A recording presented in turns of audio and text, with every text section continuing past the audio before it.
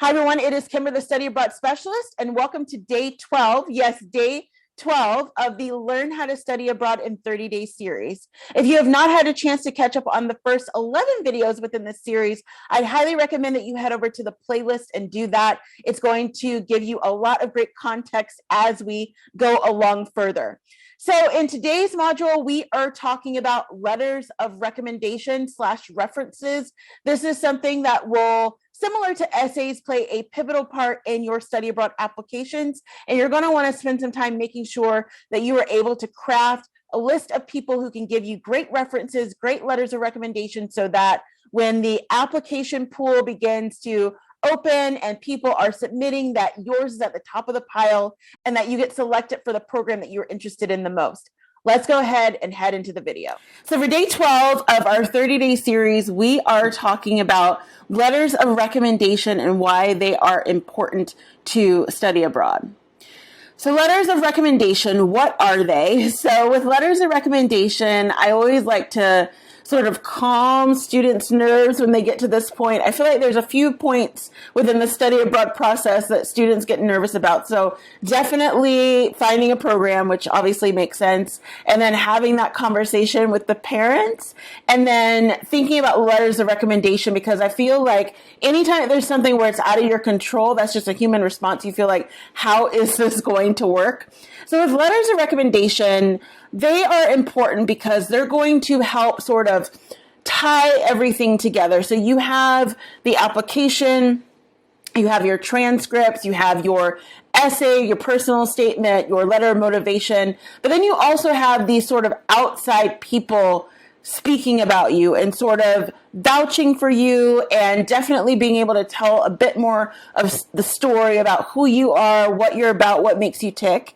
And so letters of recommendation are definitely an important piece. As I always like to say, if you are already at the college or university level, you've probably had some experience and some interaction with asking people for letters of recommendation. However, by now you've probably grown a lot and done a lot of different things. So you will have even more people to sort of speak about that. And you're at a different level within your educational career. And it's also similar, obviously, if you're at graduate level, you have even more. And even if you're at the high school or secondary school level, you probably have some.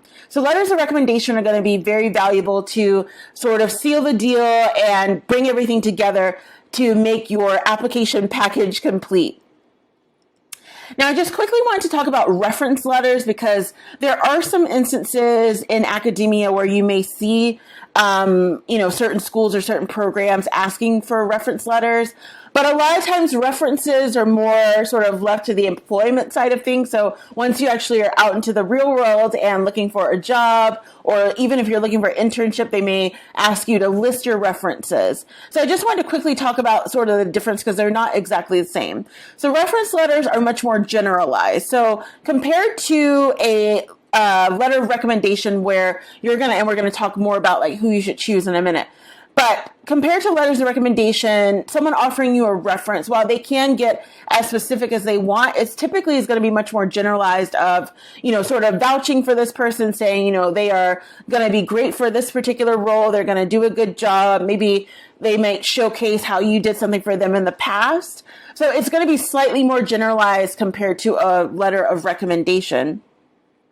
Reference letters are not always academic specific either. So with a lot of references, once you get into the internship world or the job world, it doesn't just have to be people that are from your academic background. It could be people that, again, you did volunteer work for, or people that you did something on the weekend for. Maybe you helped to organize their closets or whatever it is. There are different types of people that can give you references. Whereas when you're looking at academic programs like study abroad, you're definitely going to want to lean heavier on academic references to write you letters of recommendations.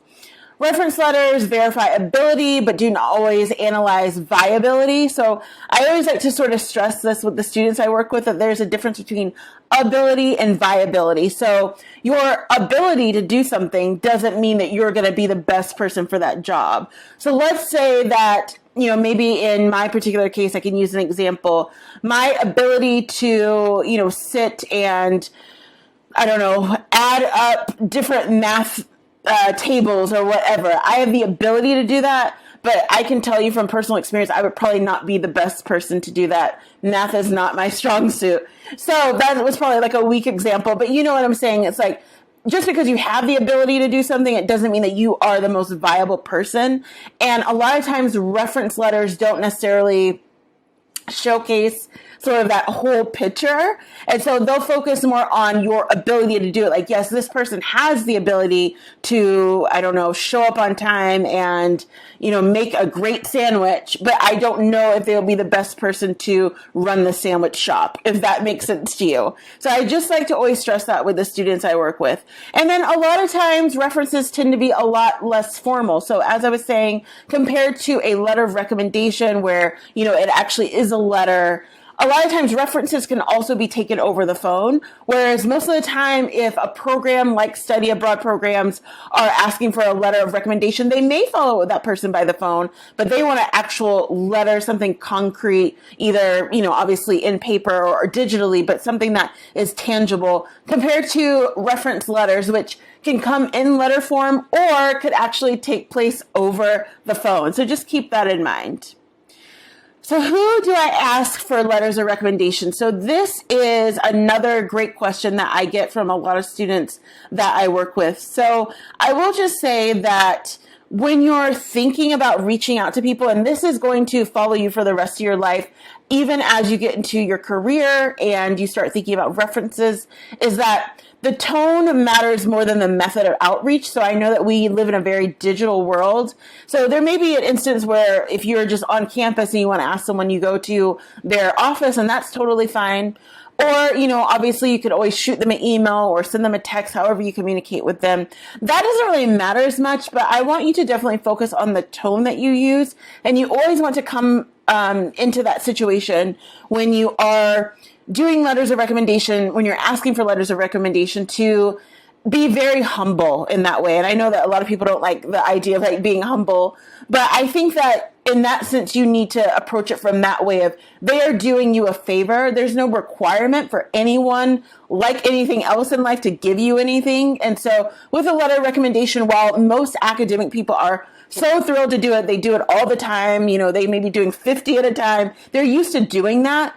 It's just the fact that you took the initiative to think about them and think about the fact that you are asking them to add another, you know, letter to their plate to write. You are asking them to spend some time to vouch for you and to be willing to put their academic, you know, sort of rigor behind you and say that you are a great person to do this. So I think that, you know, no matter how you reach out to them, whether it be through text or you go to their office hours or you send them an email, that you always want to approach it even from the start of, you know, I want to thank you so much for in advance for being willing to do this. And I'm so excited about this program. Please let me know what I can give to you to make it easier for you to write this after you found out that they can write it. The first contact should be asking them, will they write it? And then once they respond, which is hopefully very quickly, then you say, thank you so much. What can I give to you to help you? So if they're asking you to, you know, submit your resume, give them, you know, some talking points, all of that will come together. But you want to make sure that you are being as sort of humble and thankful as possible. Now, you want to consider 3 to 4 people who can present you as a whole. And so it depends on how many letters of recommendation they're asking for. The standard letter amount is usually 3 people, although you sometimes can get away with 2. It really just depends on the program. But you definitely want to consider 3 to 4 people, because maybe you want to have a backup just in case something goes wrong with one of the people, that can present you as a whole. So what I like to say, and this is something that I've done in the past, is I always like to have at least 2 people that I know are going to be like my all-stars, are going to give me just outstanding, glowing letters of recommendation in terms of like, you know, she's great at this and she's great at this and this was wonderful and she did this. They're just going to sing my praises all the way. Think of it as like a 5-star review on Amazon. Like those are going to be my 5-star review people. So definitely 2 people, usually in the academic sector. Now, for your different programs, they may say that you can have 2 academic and then 1 that's more personal. So just go by whatever they're asking for in the application. But regardless of whatever they're asking specifically for the types of people, I always like to choose 2 people that are going to give me just 5-star reviews, just to kind of, bulk up the opportunity to get good letters of recommendation. However, one of the things that is different that I have done in the past, and that I know that a lot of the students that I work with have done in the past that has actually been very beneficial, is that I then like to find someone who's going to give me a 3 or 4-star review. Maybe 4-star if they can, but even if it's leaning in the 3 category, I'm okay with that. And this person is typically someone that, if they are in the academic sector, maybe it's in a topic that I didn't do so well in. Maybe I had to repeat it over the summer. Maybe I had to get tutoring. And they've been able to see how, my ups and downs. So they saw how, I got the bad grade, but then they saw how I was able to rebound and come back from that. And they're going to be able to sort of add a balance to the 5-star reviews, if you will. So I always like to do that. So think of whoever that's going to be within your particular academic career based on something that you have done, and think about some of the challenges that you may have had academically, and someone that can really sort of speak to that. The other great thing about that as well is that the people that are going to be more of your 3 to 4 stars, they are going to be able to sort of highlight some of the things that a lot of times the 5 stars don't say, because with the 5 stars, they're going to be just talking about how great everything is and how wonderful everything is and just bringing all this energy. Whereas a lot of times the 3 to 4 star recommendations will be a little bit more reflective and say, she's really great at this, and this, but I don't know so much about either. Maybe I don't know. I haven't seen her in this area, so I think that she might be good in it. Or actually, for this particular area, while she is great at these 3 things, in this 4th part, it's not going to be great. And I feel like a lot of times, we always want to put our best foot forward. But if you do take the time to actually reach out to someone to submit a letter of recommendation for you that is going to be not so glowing, that a lot of times admissions specialists and directors for these different programs, they actually notice that. They connect that and be like, wow, like they actually chose someone that wasn't just going to give them 5 stars, because you have to keep in mind that these people are going through and reading so many applications every single day, and that's all they see are 5-star reviews, because everyone wants to get the 5-star glowing letters of recommendation. So it's like if you actually have someone in your pile out of the 2 or 3 that is, going to be fair to you, you definitely don't want to pick someone that's not going to, you don't want the 1-star reviews. You're not doing that. But what you are doing is saying someone that's going to add a little bit more balance to what is being said, so that, again, between your application, the essay, and then let's say you have 3 letters of recommendation, and there's 2 that are the 5-star and 1 that is this 3 to 4 star, that they can say, okay, like this is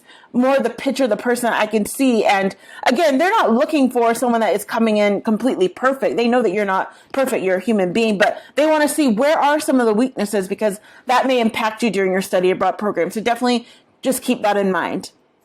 Now, the last point that I have here kind of goes to the first point that I was mentioning, is that you definitely want to be respectful of their time. So when it comes to thinking about timeline and how you're going to be asking for letters of recommendation, I always like to say that you want to err on the side of giving them as much time as possible. So just thinking about what we've kind of done so far within these past 12 days, we have gone through and thought about, what is study abroad? Why do we want to do it? You've defined your why. You've gone through and started thinking about some of your programs. You're well on your way now to filling out the application and getting going. And so you know that based on what the application says, you're going to need some letters of recommendation.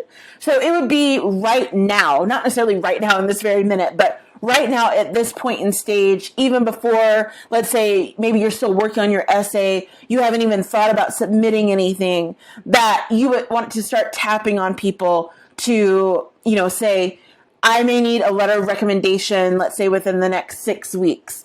You want to give them as much time as possible. If you can give them 12 weeks, that would be even better. Because again, you're going to go through and map out what that's going to look like for you in terms of your timeline for your applications. So you want to give them as much time as possible. Number one, because as I said, particularly if you're asking academic people, but basically anyone, people are busy.